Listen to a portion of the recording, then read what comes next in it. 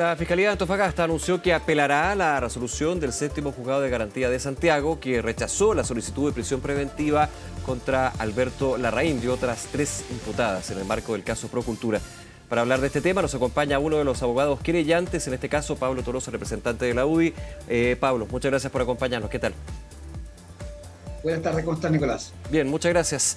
A ver, Pablo, usted ha dicho que la definición finalmente del juez de garantía fue un error que le falla a la ciudadanía. Quiero profundizar en ese concepto. ¿Por qué primero es un error y por qué le falla a la ciudadanía?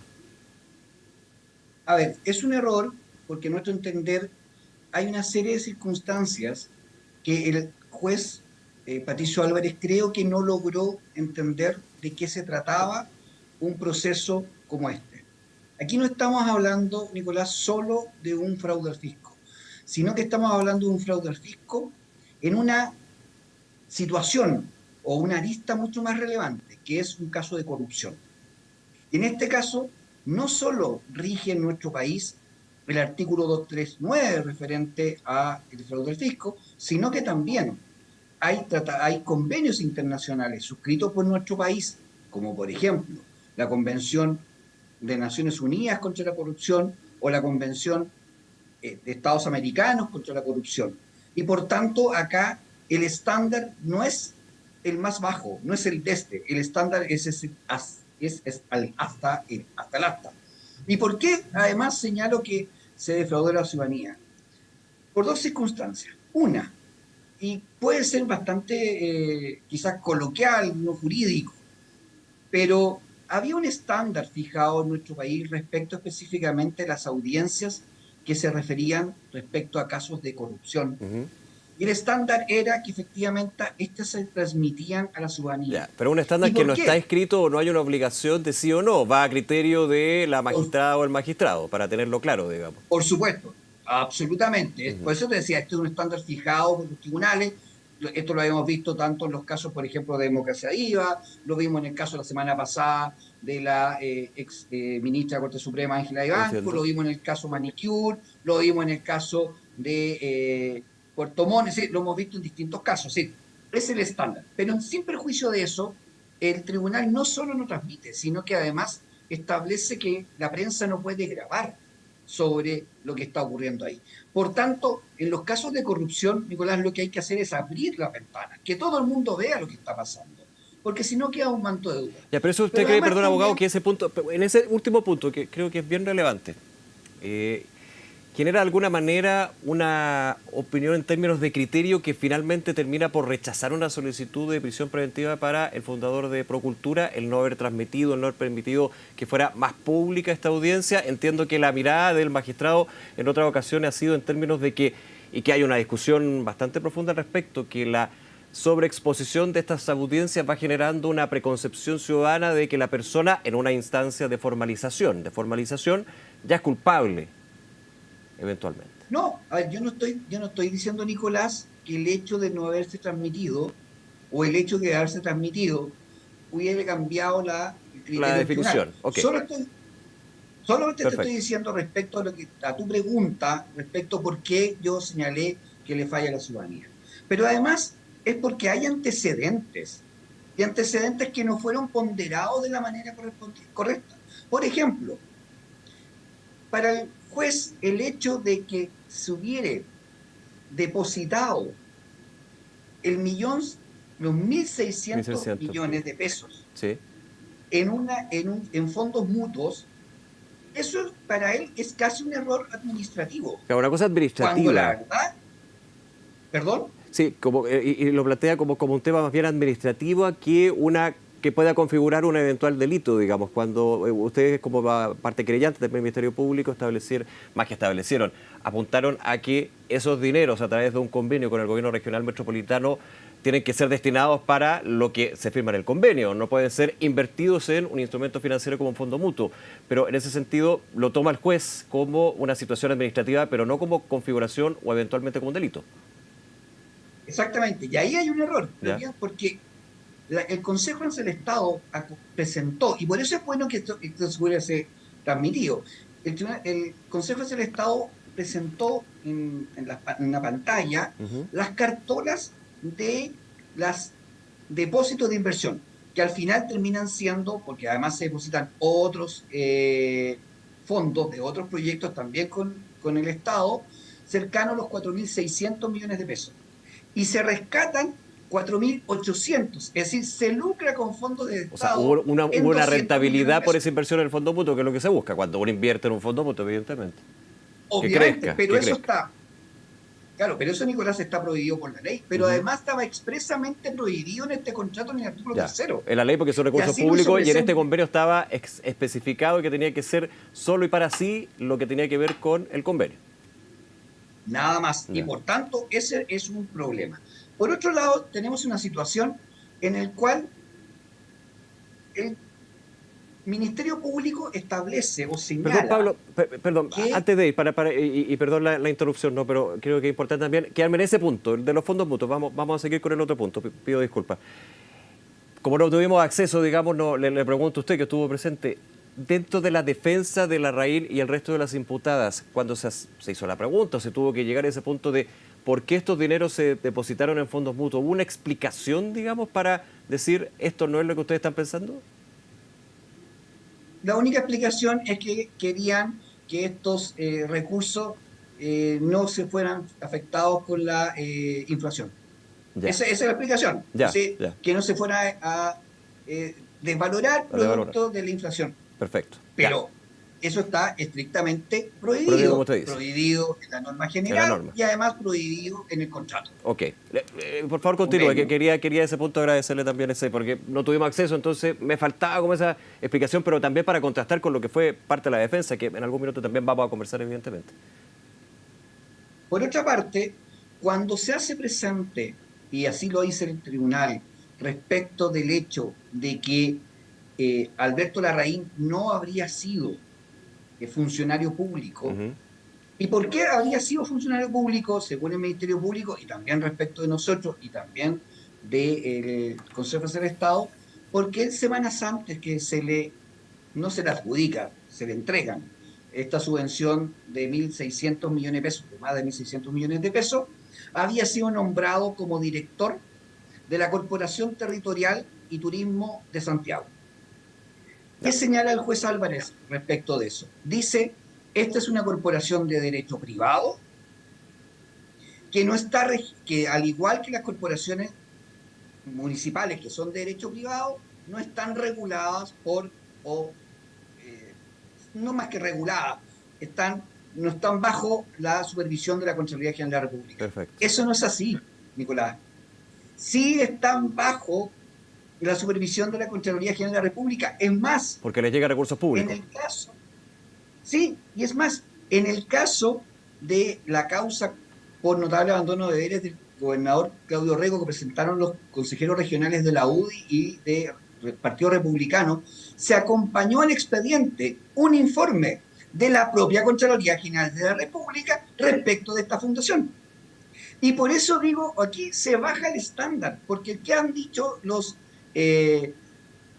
organismos internacionales, los convenios internacionales, las resoluciones de distintos tribunales de diferentes países? El funcionario público, de acuerdo a nuestro código penal, es aquella persona que cumple una función pública. Sí, Y que han señalado, que señala la doctrina y que señala estos tratados internacionales, que esa función pública se puede desarrollar en forma permanente o en forma esporádica. sí, claro. Exactamente lo mismo. Y que esa función pública se puede generar ya sea en forma pagada o ad honorem. Por tanto, él sí tiene la calidad de funcionario público. Entonces, ahí nuevamente el juez hierra en su interpretación respecto a la norma. Otra pregunta que nunca se pudo, y por otra parte, el juez establece en su sentencia, eh, cabe recordar que esta fue una sentencia que fue desarrollando en forma verbal, Al, no al estaba minuto. escrita, tanto fue al minuto, y que estamos esperando los audios porque además fue una hora. Lo que señala respecto también es que habría habido una colaboración sustancial por parte De los imputados, en este caso entre ellos Pablo de los Larraín. imputados informalizados. Ya. ¿Y por qué dice ello? Porque, bueno, porque habrían presentado declaraciones, porque habrían dado sus claves de Que yo entiendo que ese internet, punto porque que menciona, habrían... perdón, el juez de que ha habido una colaboración y que fue también parte del argumento de la defensa, entiendo, va a que no se justifica la dictación de una máxima cautelar de prisión preventiva porque uno de los elementos, y ahí usted, abogado, evidentemente me puede corregir o no, uno de los elementos de la prisión preventiva es que sea un peligro para la seguridad de la sociedad, pero también de que pueda no garantizar el correcto camino, digamos, de la investigación que se fije, que en este caso van a ser 90 días. Entonces, cuando se habla de una colaboración, no se justificaría, entiendo yo, la prisión preventiva porque ya ha colaborado y va a seguir colaborando. Claro, pero hay una sola cosa que no han colaborado. Hasta el momento no han dicho dónde están los 1.000 millones de pesos. A lo que se le preguntaba a la salida del Centro de Justicia, de hecho, a Paola Larraín, digamos, porque durante la audiencia no se habló de dónde están esos dineros. Sí, Porque dieron explicación. se justificaron 600 millones de dólares, recordemos, pero 1.000 millones, No, eran 1.600. Se 1.600. supone que Sí, 600 se gastaron en el convenio. claro. Ahora, ojo, no se gastaron todo en el convenio, porque de esos fondos también se pagó las remuneraciones del señor Prado, que prestó servicios en el gobierno regional de Santiago, con cargo a esos fondos, pero no para el programa Quédate, Ujú. para, otra, para otro programa totalmente distinto del gobierno regional. Por tanto, esos fondos no fueron para el programa Quédate. Perfecto. Pero dejemos los 600 millones. Ok, ok, ¿Dónde yo están los entiendo. 1.000? Los 1.000 se supone que en su oportunidad durante la audiencia señalaron, mire, se pagaron arriendo, se pagaron finiquito. Eso no es así. En la actualidad hay más de 211 trabajadores de Procultura que tienen demandado a Procultura en distintos 21 tribunales laborales porque no se les pagó su finiquito. Ujú. Y eso suma 880 millones. Entonces, cuando te dicen, mire, de los 1.000 se pagaron 677 millones en finiquito, Entiendo, no no cuadra. se condice con la Ujú. realidad porque hay causas laborales. Pablo. De hecho, ya hay algunas que han perdido, como la del primer juzgado del trabajo de Santiago. Sí, son parte del elemento. Recordemos en esta instancia que es la audiencia de formalización. Antes de ir a lo que va a ser, entiendo que usted ya como abogado creyente representando a la UDI va a apelar a la definición que tuvo el juez. Lo va a hacer también la Fiscalía buscando revertir lo que es la cautelar de arraigo nacional, que es la que se dicta a Pablo Larraín y el resto de los imputados. Pero deje preguntarle que muchas veces nos preguntamos esto, pero es relevante en todo lo que ha sido este caso, que es bien largo y ya de una buena data. El magistrado fija en 90 días el plazo de investigación al Ministerio Público. ¿Usted lo considera que está bien, que es poco dentro de todo esto, o A que ver, con la investigación que ahí tiene el Ministerio Público 90 días está en lo correcto? Yo no sé cuál habrá sido la respuesta de los fiscales frente a eso, porque también es relevante los tiempos de investigación. la Fiscalía solicitó, al igual que el Consejo del Estado y al igual que mi parte como querellante, 150 días Claro. de investigación. Y la parte de la defensa pidió 90 y al final el juez concedió 90. Yo Ya. creo que 90 no es suficiente porque además hay una serie de otros implicados en esta O causa. sea, que podría Tenemos que eventualmente tener nuevas además, diligencias u otras diligencias. exacta, por supuesto, de hecho, el mismo día de hoy se nos ha notificado una resolución de una persona que acaba de, que es otro distinto, que acaba de asumir su defensa en esta causa y no es precisamente ninguno de los cinco. Por tanto, Nicolás, cuando tú hablas o cuando uno habla de los procesos de corrupción, eh, la literatura así lo señala, al inicio hay un férreo círculo de protección. Cuando tú logras que alguna de esas personas quedan en prisión preventiva o tienen medidas intrusivas, perdón, medidas cautelares Sí. más Más gravosas. rigurosas, Sí. más gravosas, ese círculo de hierro se empieza a quebrar. Y tú empiezas a conocer de antecedentes que solo lo saben ellos. Por ejemplo, ¿dónde están los 1.000 millones? Por ejemplo, siempre se ha señalado y durante la audiencia se dijo, el juez Álvarez también dijo, oye, aquí no aparecen comunicaciones entre ellos que se hayan puesto de acuerdo, entre Larraín y también el gobernador Orrego. obvio, si no están. ¿Y por qué no están? Porque, por ejemplo, en el caso del gobernador Orrego con Alberto Larraín, Ujú. hay una comunicación por Telegram que se logró rescatar en la cual el gobernador le escribe a Larraín y le dice, hermano, revisa si tenemos algo Que nos comprometedor complique, claro. y que nos compliquen. Y cuando tú revisas el WhatsApp del gobernador Orrego y el WhatsApp de Alberto Larraín, entre ellos no hay ninguna conversación. Ni una. Ujú. Ni siquiera salvo de cumpleaños. Ya, Entonces como si es no se conocieran, obvio, digamos. como Que si no se puede uno conocieran. inferir, porque Y, obviamente uno puede inferir, estamos en esta etapa de la investigación, digamos, porque las claro, intenciones yo no sé, y pues son humanas. obviamente, y obviamente de acuerdo a los antecedentes, y de hecho el juez Álvarez lo señaló, a una de las cosas que yo creo que, una de las pocas que señaló respecto de que efectivamente la defensa de Alberto Larraín nunca contradijo y nunca dejó la fiscalía señala que ellos eran amigos. Y eso nunca fue contradicho por la defensa de Alberto Larraín. Es decir, es evidente que ellos son amigos, hay conversaciones en Ya, las pero cuales claro, porque es importante, se porque la invitan a defensa comer. nunca argumentó de que no se conocieran o no tuvieran ningún tipo de relación que eventualmente diría, no haría que este tipo de situaciones anómalas, irregulares, eventualmente delitos se dieron. O sea, no se expresó así porque es algo evidente y se sabe. Ahora, también uno desde la otra óptica dice, bueno, si son amigos o tienen una relación de cualquier parentesco o algo, no per se quiere decir que hayan concertado una acción para defraudar al fisco.